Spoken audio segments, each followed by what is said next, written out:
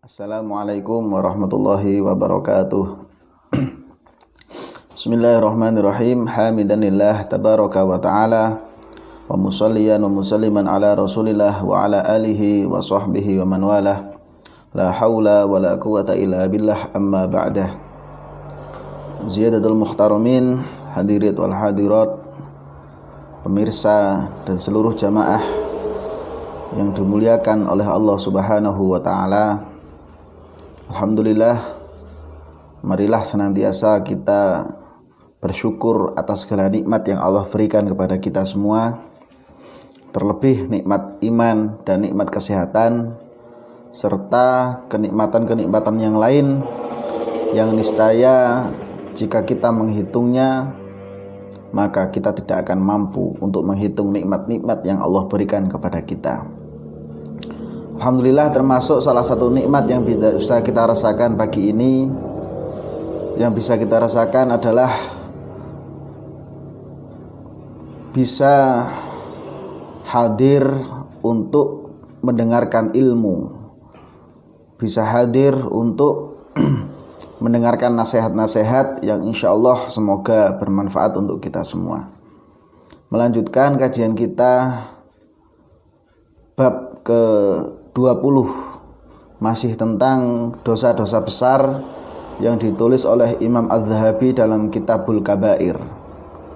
Adapun dosa yang ke-20 adalah maisir. Nah, maisir ini jika diartikan dalam bahasa kita adalah semacam judi. Nah, jadi judi dengan segala macam bentuknya, entah itu berupa kartu, dadu, bahkan kerikil sekalipun. Nah, jika ia termasuk memakan harta orang lain dengan cara yang batil atau tidak benar, maka itu adalah dilarang oleh Allah Subhanahu wa ta'ala. Ini membuktikan keindahan Islam. Bagaimana dalam judi itu pasti ada pihak yang dirugikan.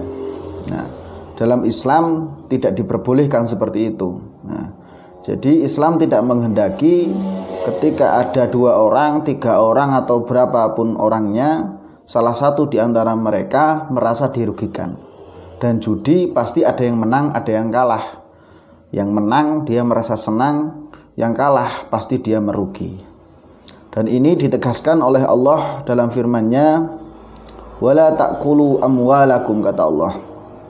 Dan janganlah kalian memakan harta sebagian yang lain. Nah, maksudnya memakan harta orang yang lain bainakum bil batil, nah, dengan jalan yang batil, jalan yang tidak dibenarkan. Misal dalam judi ada yang namanya taruhan. Nah, katakanlah 10.000. Jika menang mendapat 10.000. Jika kalah kehilangan 10.000. Nah, inilah yang tidak diperbolehkan dalam Islam. Satu diuntungkan, satu dirugikan. Konsep Islam bagaimana? Konsep Islam adalah saling menguntungkan. Nah, jadi seperti halnya jual beli. Yang menjual mendapatkan untung, yang beli juga mendapatkan manfaat. Nah, itu adalah konsep dasar dalam Islam. Maka dari itu kenapa judi termasuk perkara yang dilarang, bahkan termasuk dosa besar. Ya. Sebab itu tadi kaidah Islam yang rahmatan lil alamin, Islam agama yang begitu indah, yang begitu bersih, tidak memperbolehkan salah satu pihak dirugikan. Nah, jadi ini adalah konsep Islam yang sangat-sangat indah. Rasulullah Muhammad SAW mengancam bagi orang yang suka berjudi.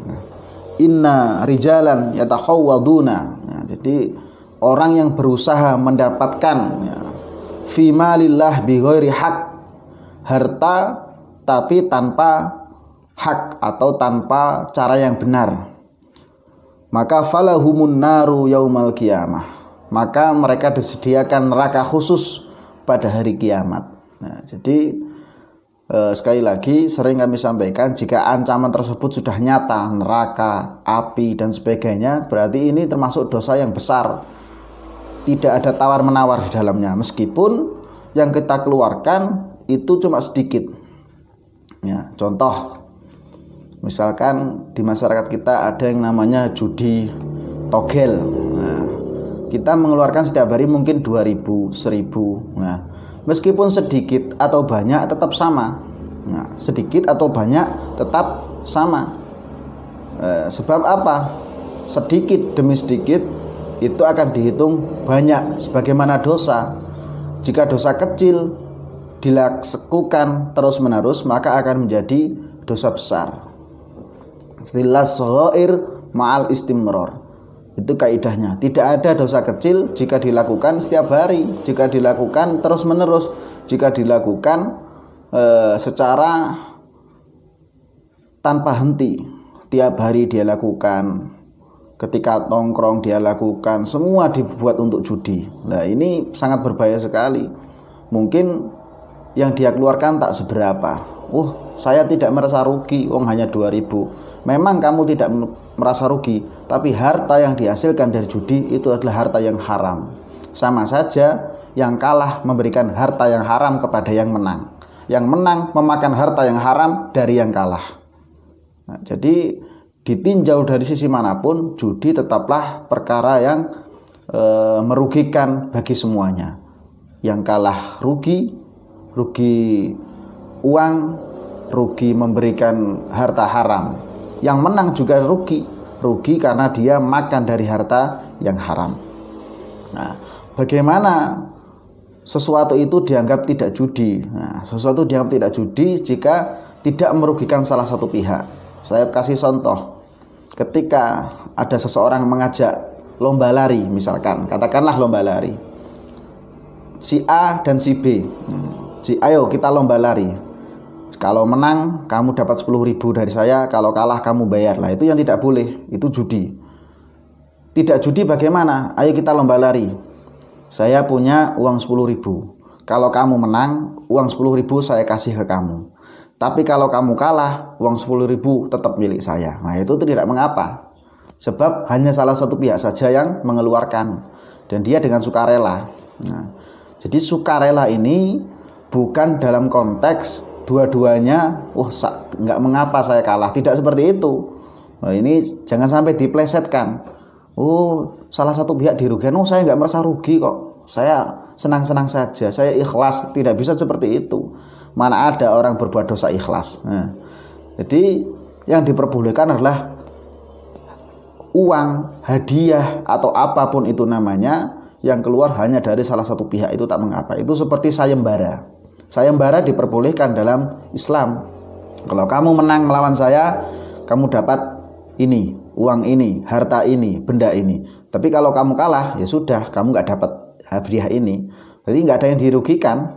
Nah, jadi tidak ada yang dirugikan. Sekali lagi, misalkan ada perlombaan atau apapun, jika memang hadiah itu dari pihak lain atau dari satu pihak, itu tak mengapa. Tapi kalau hadiah itu dari orang banyak, misalkan dari menjual kupon atau semuanya membayar namun tidak semua mendapatkan hadiah, maka itu sudah dinamakan dengan judi. Dan apa yang didapatkan itu hukumnya haram. Maka jangan kita membiasakan perbuatan judi, sebab Rasulullah bersabda, yamutu kullu insanin alama asya alaih. Jadi orang itu nanti akan mati dalam keadaan seperti yang biasa ia lakukan. Wa yub'asu alama mata alaih, dan akan dibangkitkan dalam keadaan seperti saat ia mati. Orang yang suka minum mati dalam keadaan minum minuman keras. Orang yang suka judi mati dalam keadaan berjudi. Na'udzubillahi min dzalik. Marilah kita memohon kepada Allah, semoga kita semua diberikan hidayah, dijauhkan dari perbuatan yang menyesatkan. Amin ya rabbal alamin. Wassalamualaikum warahmatullahi wabarakatuh.